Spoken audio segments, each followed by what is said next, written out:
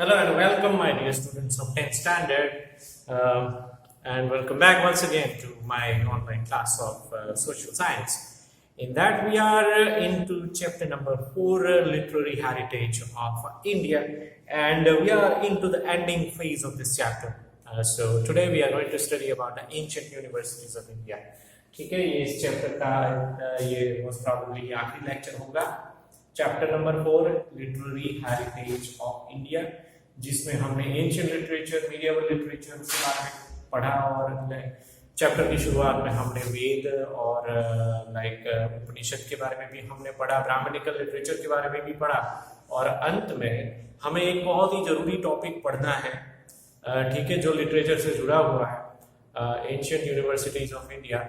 तो ऑब्वियसली ये इसलिए जुड़ा हो क्योंकि अगर इंसान पढ़ा लिखा होता है तभी वो कुछ लिख सकता है। तो जाहिर सी बात है कि पुराने ज़माने से अगर लिटरेचर लिखा जा रहा है तो it clearly means that there were some universities and colleges also in this subcontinent of India, जिसमें से कुछ जानी मानी यूनिवर्सिटीज़ के बारे में हमें थोड़ा सा ब्रीफली इंट्रोडक्शन लेना है। सबसे पहले जो है वो नालंदा यूनिवर्सिटीज, ओके, बहुत ही फेमस यूनिवर्सिटी था। हमें एक्चुअली इस लेसन का जो इस टॉपिक का रीडिंग करना पेज नंबर 34 से करना है। So first of all we are going to know about Nalanda university in detail. Ancient Nalanda university was situated at Bargaon village of Patna district in Bihar. ठीक है, यूनिवर्सिटी का एक पिक्चर भी दिया गया है जिसमें यूनिवर्सिटी का जो रिमेन्स है वो हम देख सकते हैं, ठीक है। और लोकेशन के हिसाब से अगर हमें जानना है तो बिहार का जो पटना शहर पड़ता है, जो उसकी राजधानी है, वहाँ पे ये यूनिवर्सिटी बना था हजारों साल पहले। The Nalanda give more importance in Buddhist and Jain tradition. तो उस वक्त जो उस जमाने में जो रिलीजन्स प्रिवेल कर रहे थे, बुद्धिस्ट रिलीजन और जैन रिलीजन, उसके प्रिंसिपल्स को, उसके सिद्धांतों को पढ़ाया जाता था खास करके। यानी कि हम कह सकते हैं कि पुराने जमाने की यूनिवर्सिटीज में धार्मिक ज्ञान जो है वो दिया जाता था सबसे पहले। This ancient university also became pilgrimage of Jains as Mahavir Swami had perform 14 Chaturmas here. Okay, जैनों के लिए ये मंदिर के समान था ये यूनिवर्सिटी, क्योंकि महावीर स्वामी खुद यहाँ पे गए थे और उन्होंने चतुर्मास, चतुर यानी कि 4 होता है, ठीक है, और जो जैनिज्म में जो चतुर्मास का एक पीरियड आता है जो कि धार्मिक रूप से उनके लिए बहुत ही महत्व रखता है, वो चतुर्मास वहाँ पे नालंदा यूनिवर्सिटी में ही रहकर उन्होंने बिताए थे और वो खुद वहाँ पे पढ़ाते भी थे एज अ टीचर और as a kind of a preacher, saintly preacher, he was teaching there also. तो जैनों के लिए ये नालंदा यूनिवर्सिटी एक पिलग्रिमेज के समान है। पिलग्रिमेज का मतलब होता है धार्मिक स्थल जिसकी यात्रा हम करते हैं लाइक रिलीजियस पर्पज से, ठीक है, that is known as pilgrimage. So it is a very important information that we have about Nalanda university here. In the 5th century Kumar Gupta had built a monastery here. Okay, ये भी underline करना है ये statement आपको कि 5th century में कुमार गुप्त करके राजा हुआ करते थे, उन्होंने वहां पे मोनास्ट्री बनवाया था। मोनास्ट्री का मतलब होता है आश्रमशाला।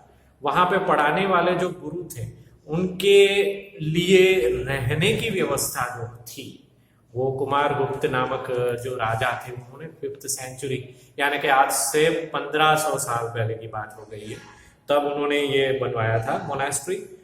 Since then fame of Nalanda had increased. उसके बाद नालंदा के जो बोलते हैं कि पब्लिसिटी बहुत ही जोरदार तरीके से हुआ, पूरे विश्व में पॉपुलर हुआ है, क्योंकि मोनास्ट्री बनने की वजह से ये साबित हो गया कि इवन जो राजा महाराजा है वो भी एजुकेशन को बहुत इंपॉर्टेंस देते हैं। अनदर थिंग इज दैट कि अब उनको मोनास्ट्री की वजह से स्टेबल टीचर्स मिल गए जो वहां पे उनको वहां पे ही रहना है, वहां पे रह के ही पढ़ाना है, ठीक है। तो एजुकेशन का लेवल से देखा जाए तो इंपॉर्टेंस उसका बढ़ गया।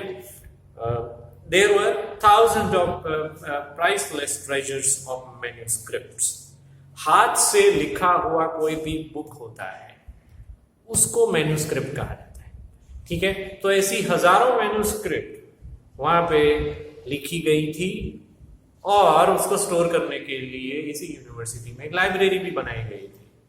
So again, it's a kind of an outstanding feature for the university which was established in an ancient period.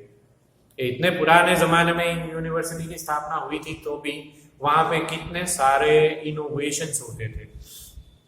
ठीक है. This was a pious place of Indian culture. Pious यानी पवित्र. भारतीय संस्कृति के लिए ये पवित्र स्थान माना जाता है. Students from various parts of the world used to come here for studies. पूरे भारत में से, हालांकि बिहार पटना शहर के आसपास ये यूनिवर्सिटी था, लेकिन पूरे भारत में से स्टूडेंट्स यहाँ पे आके पढ़ते थे. ऑब्वियसली वहीं पे रहना होता था उनको, गुरुओं के साथ उनको रहना पड़ता था, गुरुओं से सीखते थे, साथ में उनकी सेवा भी करते थे और बहुत कुछ एजुकेशन के अलावा भी बहुत कुछ सीखते थे वहाँ पे स्टूडेंट्स. और यहाँ पे एक एग्जाम्पल दिया गया है एक ट्रैवलर का. ठीक है, जो चाइना से थे, द ग्रेट ट्रैवलर ह्यूएन सांग. ह्यूएन सांग उनका नाम है. द ग्रेट ट्रैवलर ह्यूएन सांग ऑल्सो केम हियर. चाइना से ट्रैवलर बहुत ही लंबी दूरी तय करके चलते चलते इधर आए थे. नालंदा यूनिवर्सिटी का विजिट उन्होंने किया था और उसके बारे में उन्होंने अपनी डायरी में भी लिखा था. Today only the ruins of the great university. आप जैसे कि पिक्चर में देख सकते हो कि टूटा फूटा खंडेर जैसा एक स्ट्रक्चर जो है वो आज हमें देखने को मिलता है, लेकिन एक टाइम में, एक जमाने में वो बहुत ही बड़ा यूनिवर्सिटी हुआ करता था. इसी पिक्चर से हमें बहुत कुछ आइडिया हमें मिल सकता है कि कितनी विशाल जगह पे ये फैला हुआ यूनिवर्सिटी है. बाहर भी और अंदर का स्ट्रक्चर भी, जैसे बाहर का स्ट्रक्चर से हमें अंदाजा हो सकता है कि अंदर कितनी स्पेस होगी. फिर उठने बैठने के लिए बाहर भी बहुत सारी जगह हम देख सकते हैं. ठीक है, तो हमें इमेजिन भी कर सकते हैं कि जो गुरु है अपने शिष्यों को बाहर भी शायद बिठा कर उनको पढ़ाया करते थे. ठीक है, तो ऐसा कुछ बहुत ही बढ़िया स्ट्रक्चर बनाया गया था. और हमें ये भी पता चलता है कि this university was carved out. उसका स्ट्रक्चर जो बनाया गया था वो पत्थरों से बनाया गया था. And that was the reason why it survived for a very long time. ठीक है, कोई भी बिल्डिंग स्ट्रक्चर जो है वो कौन से मटेरियल से बनाया गया है उसके ऊपर निर्भर करता है कि वो कितना टिकेगा. ठीक है, तो ह्यूएन सांग यहाँ पे आए थे और उन्होंने अपनी डायरी में उसका नोट्स किया था. ठीक है, a student who passed out from Nalanda was considered the ideal student of India. उस जमाने में नालंदा यूनिवर्सिटी का इंपॉर्टेंस इतना था कि जो विद्यार्थी वहां से पढ़ा है, वहां से पास किया है, ठीक है, तो वो बहुत ही आउटस्टैंडिंग माना जाता था. ऐसे पढ़े लिखे स्टूडेंट को राजा अपने राज दरबार में स्थान देते थे. ठीक है, during 5th to 11th century, education was best at Nalanda and in India. At that time, the best libraries of the world was available. Education के हिसाब से नंबर 1 यूनिवर्सिटी था. फिर जैसे मैंने आपको आगे बताया कि एक ही यूनिवर्सिटी था जिसमें लाइब्रेरी की व्यवस्था थी. ठीक है, क्योंकि वहाँ के टीचर्स जो बुक्स लिखते थे वो वहीं पे रखी जाती थी और उसी में से पढ़ाया जाता था. तो सबसे बेस्ट लाइब्रेरी भी यहीं पे थी. Many students of India and abroad used to come for study and research in the library of Takshashila as well as in Nalanda University. अब नालंदा यूनिवर्सिटी के बाद तक्षशिला यूनिवर्सिटी में भी लगभग यही कॉन्सेप्ट का कॉपी किया था. वहां पे भी बहुत बड़ा एक यूनिवर्सिटी बना था, उसके बारे में ऑब्वियसली हम बाद में पढ़ेंगे, लेकिन वहां पे एक बहुत बड़ा स्ट्रक्चर यूनिवर्सिटी का बना था. प्लस वहां पे लाइब्रेरी भी नालंदा यूनिवर्सिटी की तरह ही वहां पे भी बनाई गई थी. ठीक है, many students of India and abroad used to come for study and research in the library of Takshashila and Nalanda University. दूसरी खासियत ये भी है कि या तो फिर नालंदा यूनिवर्सिटी या तक्षशिला में स्टूडेंट्स लोग दूसरे देशों से भी पढ़ने के लिए इधर आते थे, पढ़ने के लिए भी और रिसर्च वर्क के लिए भी. ह्यूएन सांग took 657 books from here to China. ये स्टेटमेंट अंडरलाइन करना है आपको. ठीक है, कि जो ट्रैवलर की हमने बात की आगे चाइना से आए थे ह्यूएन सांग, वो यहाँ से एक अकेला ट्रैवलर 657 बुक्स लेकर गया था।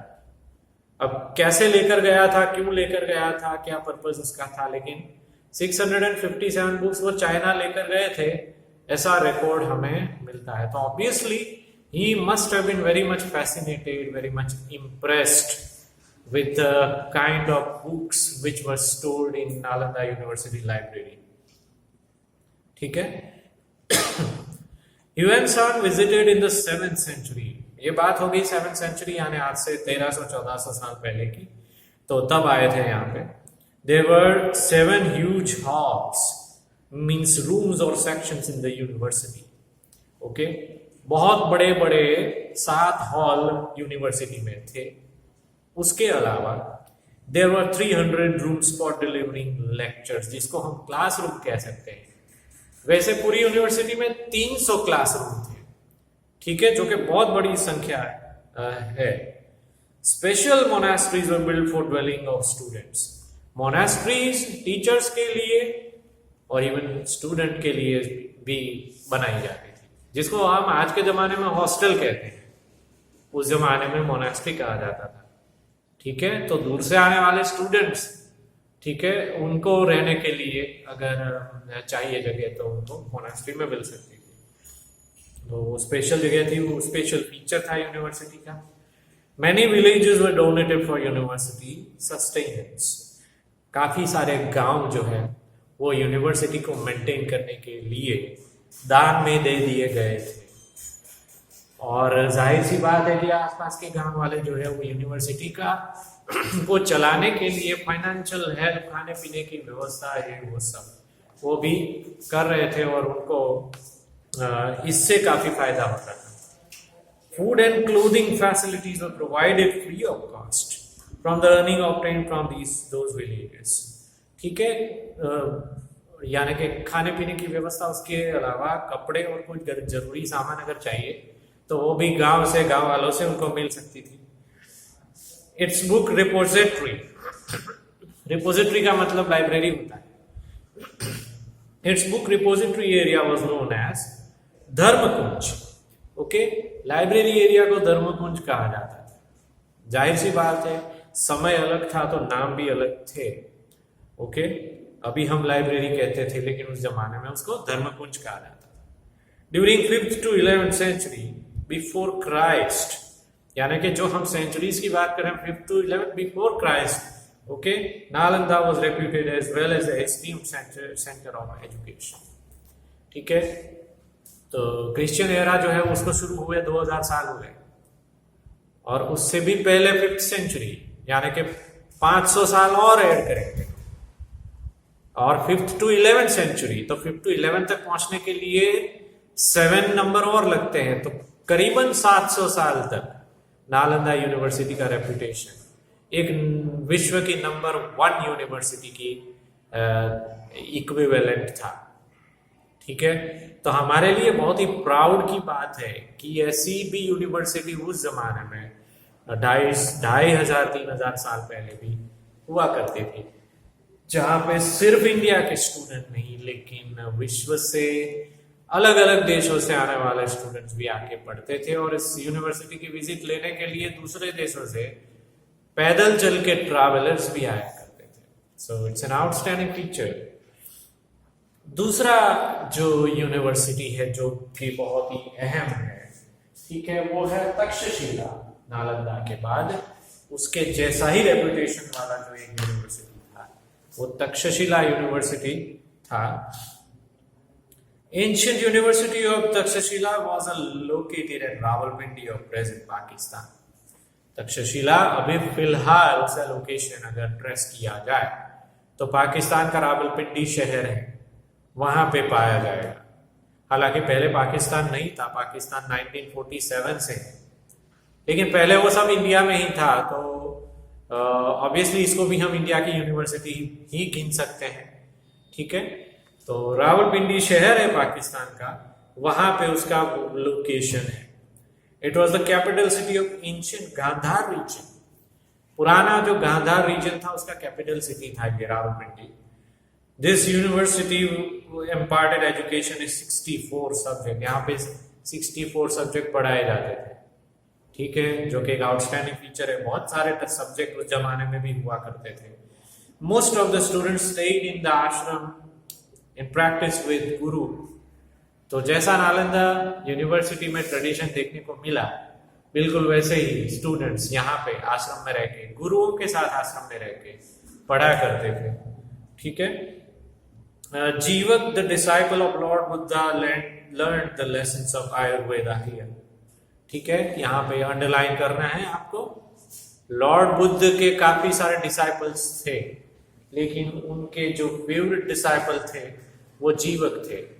उन्होंने आयुर्वेद का जो स्टडी किया था वो यहाँ पे रह के किया था, ठीक है, तो आयुर्वेद के वो माहिर थे। उसके अलावा according to a believe this university was named after the name of Taksh the son of Bharat. Bharat राजा के जो पुत्र थे एक तक्ष, उसके नाम के ऊपर से ये यूनिवर्सिटी का नाम बना था, तक्षशिला।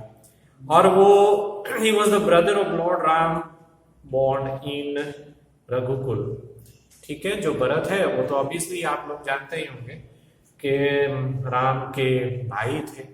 राम, लक्ष्मण, भरत, शत्रुघ्न, ऐसे 4 भाई थे, ठीक है। तो भरत के जो पुत्र थे तक्ष, उनके नाम के ऊपर से तक्षशिला यूनिवर्सिटी का नाम बना है। और वो उन्होंने जिस डायनेस्टी में जन्म लिया था वो रघुकुल डायनेस्टी कही जा सकती है। It was a renowned education centre of the 7th century. 7th century का बहुत ही पॉपुलर, ये 7th सेंचुरी बिफोर क्राइस्ट में बोल रहा हूँ, ठीक है, तो बहुत ही पॉपुलर ये प्लेस था। Students were free to study the subjects of their interest. सबसे बड़ी बात ये थी कि तक्षशिला यूनिवर्सिटी में फ्री में पढ़ाया जाता था स्टूडेंट्स को। हालांकि उनको आके रहना पड़ता था वहां पे, गुरुओं की सेवा करनी पड़ती थी। सेवा इन द सेंस उनको इवन लिटरली उनके लिए कुकिंग वगैरह वो भी करना पड़ता था। तो उस एक्टिविटी को हम ऐसा मान सकते हैं कि लाइक पढ़ने के बदले में वो उनका फीस था जो गुरुओं की सेवा करके वो चुकाते थे। In spite of the limit allotted of 20 students per teacher, they used to teach even more. Ideally, यानी as a rule के हिसाब से डिसाइड किया गया था कि 20 स्टूडेंट्स के बीच में एक गुरु होंगे, लेकिन क्योंकि शिष्यों की संख्या बढ़ जाती थी इसलिए गुरु जो थे टीचर्स वो ज्यादा शिष्यों को भी पढ़ाते थे। Student from distant cities like Varanasi, Rajgriha, Mithila and Ujjain overcrowded the university, ठीक है, यानी कि जगह के नाम लिखे गए हैं, वहां से खास करके स्टूडेंट्स ज्यादा आते थे। वो जगह को आपको अंडरलाइन करना है, उत्तर भारत की सारी जगहें हैं, ठीक है, और कुछ मध्य भारत की भी, जैसे कि वाराणसी, राजगृह, मिथिला और उज्जैन। उज्जैन जो है वो मध्य प्रदेश का एक बहुत ही फेमस रिलीजियस सिटी है, तो वहां से लोग आते थे। Princes of Varanasi and Prasenjit, the king of Kaushal, studied here. ये एक एग्जाम्पल है कि कैसे महान लोग वहां पे पढ़ चुके थे। तो वाराणसी के राजकुमार और प्रसन्नजीत जो कौशल देश के राजा थे वो वहां पे पढ़ चुके थे। Also the great grammarian Panini and expert politician Kautilya got education from this university. ये भी बहुत बढ़िया एग्जाम्पल है कि ग्रेट ग्रामेरियन पाणिनि, उसको पाणिनि बोलना है, स्पेलिंग देख के आप पनीनी मत बोलिएगा वरना पिज्जा याद आ जाएगा, ठीक है। तो ये पाणिनि है और उसका नाम चैप्टर की शुरुआत में आ चुका है। आपको याद दिला दूं कि संस्कृत लैंग्वेज का ग्रामर का सबसे पहला बुक जिसने लिखा था वो ये राइटर थे पाणिनि, ठीक है। और उसके अलावा कौटिल्य भी वहां पढ़ चुके थे तक्षशिला में। कौटिल्य यानी चाणक्य, कौटिल्य और चाणक्य एक ही है, दो अलग अलग इंसान नहीं है। जिन्होंने अर्थशास्त्र नाम से इकोनॉमिक्स का सबसे पहला बुक लिखा था वो भी यहाँ पे पढ़े थे। तो जाहिर सी बात है कि इतने फेमस पर्सनालिटीज अगर यहाँ पे पढ़े थे तो यूनिवर्सिटी का रेपुटेशन कितना जोरदार था अपने समय में, ठीक है। तो कौटिल्य खुद एक अर्थशास्त्री थे प्लस वो एक पॉलिटिशियन भी थे और चंद्रगुप्त राजा के दरबार में वो काम करते थे। Takshashila was the best centre for higher education. Okay, higher education के लिए ये सबसे बेस्ट माना जाता था। कई बार ऐसा होता था कि स्टूडेंट को लाइक अपना प्राइमरी एजुकेशन लेना है तो अपने लोकल एरिया में लेते थे, ज़्यादा पढ़ने की इच्छा है तो ऐसी यूनिवर्सिटीज में आते थे। तो इसके लिए वो बहुत ही फेमस था Takshashila. Normally students used to stay with guru to practice. Practice के लिए गुरु के साथ सालों तक रहते थे students. Education of Vedas, military science, gaj vidya, archery, grammar, philosophy, war law, astronomy, astrology और गिवन हियर। ये सारे सब्जेक्ट के नाम हैं। कुछ सब्जेक्ट ऐसे हैं जिसके शायद आपको मीनिंग नहीं पता चलेंगे, मैं आपको बता देता हूँ। वेद का स्टडी करवाया जाता था सबसे पहली बात, तो वो तो आपको मालूम ही है, 4 वेद, ऋग्वेद, यजुर्वेद, सामवेद और अथर्ववेद। ठीक है, उसके अलावा मिलिट्री साइंस, तो ऑब्वियसली वॉर से जुड़ी हुई जो एक फैकल्टी है, ठीक है, कि वॉर का स्ट्रेटेजी कैसे बनाना। ओके, वॉर जीतने के लिए स्ट्रेटेजी कैसे प्लान करते हैं उसको मिलिट्री साइंस बोलते हैं, वो पढ़ाया जाता था। गज विद्या, ओके, गज का मतलब होता है हाथी। हाथी पे बैठ के सवारी करके कैसे वॉर लड़ते हैं, उस वक्त के राजाओं को ये सिखाना जरूरी था, तो शायद ये सब्जेक्ट ऐड किया होगा। आर्चरी यानी कि धनुष विद्या जिसको बोलते हैं, बाण चलाने की जो एक कला होती है वो। ग्रामर, तो ऑब्वियसली वो लैंग्वेज से रिलेटेड टॉपिक है। फिलॉसफी भी पढ़ाया जाता है। वॉर लॉ यानी कि वॉर लड़ने का प्रैक्टिकल जिसको बोलते हैं, जिसको जो शस्त्र में महारत हासिल करनी है, ठीक है, वो शस्त्र का वो चयन करके वो सीखते थे यहाँ पे। एस्ट्रोनॉमी और एस्ट्रोलॉजी, तो रिस्पेक्टिवली अवकाश ज्ञान और ज्योतिष विद्या, ये एस्ट्रोनॉमी और एस्ट्रोलॉजी के नाम है। तो ये सारे सब्जेक्ट थे उस जमाने के। Chanakya, the mentor of Chandragupta Maurya, also studied here. यहाँ पे वापस एक्चुअली लिखा गया, जो कि मिस्टेक है बुक का। आगे ये नाम ऑलरेडी मेंशन हो चुका है कि कौटिल्य यहाँ पे पढ़े थे, लेकिन यहाँ पे वापस लिखा गया दूसरा नाम लेके कि चाणक्य, जो कि चंद्रगुप्त मौर्य के गुरु थे, वो भी यहाँ पे पढ़े थे। लेकिन बेसिकली चाणक्य और कौटिल्य एक ही इंसान के नाम है। ठीक है, just for your kind reminder, तो आपको कंफ्यूजन ना हो इसलिए मैंने बताया। इस यूनिवर्सिटी का विजिट भी एक चाइनीज ट्रैवलर ने किया था। Chinese scholar Fa Hien visited the university in the beginning of the 5th century. Fa Hien करके चाइनीज ट्रैवलर एक हुआ करते थे जिन्होंने 5th सेंचुरी की शुरुआत में इसका विजिट किया था। ठीक है, अब तीसरे नंबर पे आता है वाराणसी, जिसको काशी भी कहते हैं। वाराणसी और काशी एक ही शहर के नाम है। ठीक है, और एक्चुअली एक जमाने में उसको बनारस भी बोला जाता था। तो तीनों नाम, बनारस बोलो या वाराणसी या काशी बोलो, एक ही सिटी के नाम है। आजकल हम उसको वाराणसी नाम से ज्यादा जानते हैं। बहुत ही बढ़िया सिटी है उत्तर भारत का, रिलीजियस पर्पस के हिसाब से भी, और इवन आज भी एजुकेशन के पर्पस से भी वाराणसी काफी फेमस है। तो काशी में भी पढ़ने के लिए लोग आते थे। Varanasi was famous as one of the places of pilgrimages during the 7th century. 7वीं सदी के आसपास like as a place of pilgrimage इसका reputation था। It was also the famous education center. It grew as the religious center for the Aryan culture in Upanishadic period. उपनिषदों का जो जमाना था, या तो फिर आर्यन कम्युनिटी का जो वर्चस्व था इंडिया में, ठीक है, तब ये यूनिवर्सिटी यहाँ पे लाइक एजुकेशन सेंटर बना था ये Varanasi. King of Varanasi Ajatashatru was a great philosopher of Upanishadic age and great supporter of education. ये स्टेटमेंट अंडरलाइन करना है, क्योंकि यहाँ पे वाराणसी के राजा का नाम आता है, उसका नाम था अजात शत्रु। वो खुद उपनिषद में बहुत विश्वास करते थे, फिलोसोफर थे वो खुद, और एजुकेशन के प्रति उनको काफी लगाव था। It is mentioned in Vyas Samhita that Maharshi Vedvyas had his ashram in Varanasi. व्यास संहिता में ऐसा मेंशन किया गया है कहीं पे कि महर्षि वेदव्यास का आश्रम यहाँ पे था वाराणसी में। वही महर्षि वेदव्यास जिन्होंने महाभारत लिखा, ठीक है। Lord Buddha chose Varanasi a suitable place for propagation of his preachings। ठीक है, गौतम बुद्ध थे, वो भी अपना उपदेश जो है वो यहाँ पे आके देते थे। और ठीक है, जैसे महावीर स्वामी के बारे में हमने पढ़ा था, वो नालंदा यूनिवर्सिटी में काफी अच्छा समय वो रह चुके थे। सिमिलरली गौतम बुद्ध वो यहाँ पे वाराणसी में रह के अपने शिष्यों को उपदेश देते थे, ठीक है। Potent philosopher Adi Shankaracharya had to move to Kashi to adopt the new principles of Vedanta। आदि शंकराचार्य वो भी एक ग्रेट फिलोसोफर का नाम है, कंटेम्प्रेरी फिलोसोफर है, 7th सेंचुरी के आसपास वो हुआ करते थे। तो उन्होंने भी वेदांत का स्टडी यहाँ पे आके करवाया था। Vallabhacharya ji and Chaitanya Mahaprabhu, the pioneer of Pushti Marg, attain prestige for their Vaishnav sects in Kashi.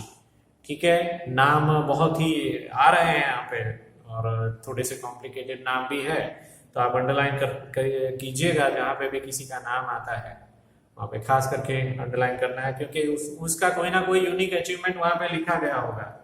ठीक है, जैसे कि चैतन्य महाप्रभु, इनका नाम भी आगे ऑलरेडी आ चुका है, जो कि मराठी कवि थे, रिलीजियस टाइप की कविताएं लिखा करते थे और भक्ति संगीत को उन्होंने प्रमोट किया था एक जमाने में। तो वो एक टीचर भी थे, ठीक है। तो वैष्णव सेक्ट उनका था, ठीक है। तो उसके सिद्धांतों को आके यहाँ काशी में वो आके पढ़ाते थे। Majority of the scholar families of Punjab had to migrate to Kashi, while few families migrated to Kashmir।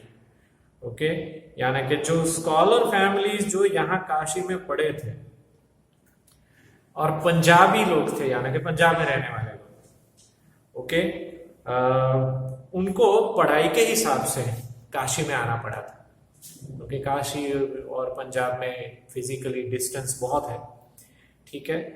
और कश्मीर से भी लोग यहाँ पे पढ़ने के लिए आते थे।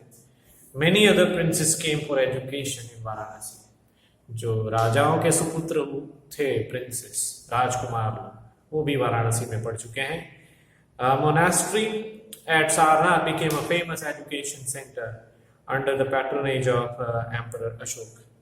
ठीक है, मगध के राजा जो किंग अशोक थे, बहुत ही फेमस नाम है ये, ओके। एक जमाने में बहुत ही एग्रेसिव किंग कहे जाते थे। अपनी टेरिटरी को एक्सपांड करने के लिए उन्होंने काफी नरसंहार किया था, दूसरे राजाओं के साथ युद्ध किए थे, हजारों सैनिकों को मार दिया था, निर्दोष लोगों को मार दिया था, ऐसे अत्याचार गुजारे थे। लेकिन एक समय ऐसा आया जब उनको अपने कर्मों के ऊपर पश्चाताप हुआ और उसके बाद उनका जीवन जो है वो पूरा चेंज हो गया। वो खुद धार्मिक बन गए, एजुकेशन को ज्यादा उन्होंने प्रमोट किया। और यहाँ पे एक एग्जाम्पल है कि जैसे काशी में उन्होंने खुद एक मोनेस्ट्री बनवाया था, तो वो उन्हीं एक एग्जाम्पल में से एक है। तो अपना खास करके जो पीछे वाला उनका जीवन है, जो रिटायरमेंट का समय था, ओके, उसमें उन्होंने बौद्ध धर्म जो है, बुद्धिस्ट रिलीजन उन्होंने अडॉप्ट किया था। और साथ ही साथ में इस तरह से जो एजुकेशन सेंटर्स वहाँ उन्होंने मोनास्ट्रीज भी बनाए थे। अपना योगदान कुछ ना कुछ तरीके से दिया था किंग अशोक ने, ओके। अदरवाइज नॉर्मली वो देखा जाए तो वो मगध के राजा थे। अब आखिरी यूनिवर्सिटी का नाम है वल्लभी, ठीक है, तो उसके बारे में पढ़ लेंगे। That will be the last point of this lesson. The university of Gujarat was a very famous centre of education in the 7th century. Vallabhi का नाम देते हैं तो आपको समझने का है कि यूनिवर्सिटी ऑफ गुजरात है, तो गुजरात में था ये यूनिवर्सिटी। गुजरात का जो रीजन है उस वक्त, तो हालांकि गुजरात स्टेट ऐसा नहीं था, the territory was the same, but Gujarat state was not given the name as a state, ठीक है। लेकिन ये यूनिवर्सिटी डेफिनेटली यहाँ पे था। So the university of Gujarat was a very famous in 7th century. There was a significant contribution of a contemporary ruler of a Vansh dynasty and its people to make Vallabhi a well-renowned and a huge center of education। उस वक्त गुजरात में एक time ऐसा था, हजारों साल पहले की बात है, कि वंश डायनेस्टी के राजा रूल करते थे और उन्होंने ये यूनिवर्सिटी की गुजरात में स्थापना की थी। तो काफी उनका बड़ा कंट्रीब्यूशन है एजुकेशन को प्रमोट करने के लिए। ठीक है। और जो स्कूल या यूनिवर्सिटी था उसको विद्याधाम बोला जाता था। यहाँ पे Vidyadham Vallabhi was the centre of Hinayana cult of Buddhist religion. तो बुद्धिज्म का एक सेक्ट है, एक पाथ है हीनयान जिसको बोलते, महायान और हीनयान, शायद अगर आपने नाम सुने हो। तो हीनयान सेक्ट का ये सेंटर था। ठीक है। In the middle of the 7th century, Buddhist scholars like Sthirmati and Gunmati were leading principles of Vallabhi. ठीक है। तो बुद्धिज्म को फॉलो करने वाले बहुत ही महान विद्वान, दो विद्वान थे, स्थिरमती और गुणमती। ठीक है। दोनों के पीछे मती मती ऐसा नाम आता है, तो शायद दोनों भाई भी हो सकते हैं, कुछ कह नहीं सकते, यहाँ पे लिखा नहीं है।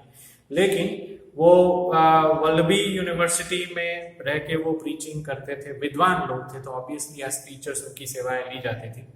The students from the distant areas of Ganga Yamuna used to come here for higher studies. तो यहाँ पे भी ऐसा था कि दूर दूर से लोग पढ़ने के लिए स्टूडेंट्स आते थे। यहाँ पे भी चाइनीज ट्रैवलर्स ने विजिट किया था, ऐसा मेंशन है। चाइनीज ट्रैवलर इट्स सिंग नाम है ये चाइनीज ट्रैवलर का, अंडरलाइन कीजिएगा, Chinese traveller it's Tsing noted that Vallabhi completed with the famous education center Nalanda, which was located at the eastern part of India. यानी कि यहाँ के लोगों को अगर नालंदा विद्यापीठ दूर पड़ता है और इतने दूर तक नहीं जाना है पढ़ने के लिए, तो वो डेफिनेटली वल्लभी विद्यापीठ में आ सकता है और वहां पे पढ़ के उसकी कमी पूरी कर सकता है, एजुकेशन प्राप्त कर सकता है।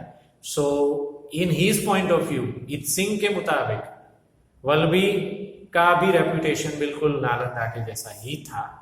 ठीक है, ऐसा उन्होंने नोट किया है। Vallabhi was a capital and an international port. ये पोर्ट सिटी था एक्चुअली। पोर्ट सिटी यानी कि ऐसा शहर जो समंदर के किनारे है। So it was a port city from 480 AD to 775 AD। Okay, Christian era का 480 से लेकर 775 AD तक। ठीक है, यानी कि करीबन हम कह सकते हैं कि 300 साल से ज्यादा ये सिटी कैपिटल सिटी हुआ करता था इस टेरिटरी का। The ruler of Vallabhi belong to Maitrak dynasty and he patronized education and university as well. Vallabhi के जो राजा थे, वो जिस वंश के राजा थे, वो वंश का नाम है मैत्रक। आपको याद रखना है ये चीज, अंडरलाइन कर दो यहाँ पे, क्योंकि ये एक ही बार यहाँ पे नाम का मेंशन किया गया है और कहीं पे भी नहीं है। ठीक है, आ सकता है ऑब्जेक्टिव क्वेश्चन में। तो वल्लभी में जो रूल करने वाले रूलर थे, उनका डायनेस्टी जो था वो मैत्रक डायनेस्टी कहा जाता था। और वो हालांकि बुद्धिस्ट नहीं थे। ओके, लेकिन वल्लभी विद्यापीठ में पढ़ाने वाले शिक्षक जो थे वो जरूर, वो डेफिनेटली बुद्धिस्ट थे। Maitraks were defeated and university was closed down. Okay, they were helping the institution. Okay, Maitrak जो है वो डायनेस्टी था, वो एजुकेशन को हेल्प कर रहे थे बाहर से। वो खुद इतने ज्यादा विद्वान नहीं थे, लेकिन दूसरे विद्वानों को बुला के वो वहां पे एजुकेशन का काम चलाते थे। लेकिन अनफॉर्चुनेटली जैसे यहाँ पे लिखा गया है कि 775 AD में अरेबियंस अटैक्ड, अरेबिया से यानी कि जो इन्वेडर्स थे उन्होंने वल्लभी पे अटैक किया और मैत्रक डायनेस्टी वो वॉर जो है वो हार गई और उसके बाद ये यूनिवर्सिटी जो है वो बंद हो गया। यानी कि बहुत ही सडनली ये चीज हुआ 775 में, वॉर की वजह से वहां के राजाओं का पराजय हुआ और इसलिए यूनिवर्सिटी बंद हो गई। Okay, the name of famous scholars were written on the gate. उसका जो रिमेन्स अभी बचा हुआ है वहां पे गेट के ऊपर स्कॉलर्स के नाम लिखे गए हैं। Scholars by showing there erudition were getting higher rights in Rajsabha. ऐसे स्कॉलर्स जिन्होंने यहाँ पे योगदान दिया है अपना एजुकेशन में, ऐसे स्कॉलर्स को राज्यसभा में स्थान मिलता था, राजा के दरबार में, और राजा खुद उनकी राय लेते थे डिसीजन मेकिंग में। Knowledge, worship, and a particular system of education made the university famous not only in India but also in the world of that time. Students from India and abroad used to come for education in this university. Okay, तो 3 चीजों के ऊपर ज्यादा जोर दिया जाता था इस यूनिवर्सिटी की पढ़ाई में। पहला है नॉलेज यानी कि ज्ञान, वर्शिप यानी कि पूजा, और जो पर्टिकुलर सिस्टम जो था वहां पे बनाया हुआ यूनिवर्सिटी का, वो 3 चीजें, उसके ऊपर ज्यादा जोर दिया जाता था। इंडिया से भी और बाहर के देशों से भी स्टूडेंट्स आके यहाँ पे पढ़ते थे। फिर आगे है, it was an international university in the real sense. देखा जाए तो क्योंकि बाहर के बहुत स्टूडेंट्स आके यहाँ पे पढ़ चुके हैं, इसलिए इंटरनेशनल यूनिवर्सिटी का उसको रेपुटेशन है। Almost all the branches of knowledge were taught here. काफी सब्जेक्ट यहाँ पे पढ़ाए जाते थे। The maintenance of the university was done through the charity given by the kings and the landlords. अब ये यूनिवर्सिटी चलाई किस तरह से जाती थी?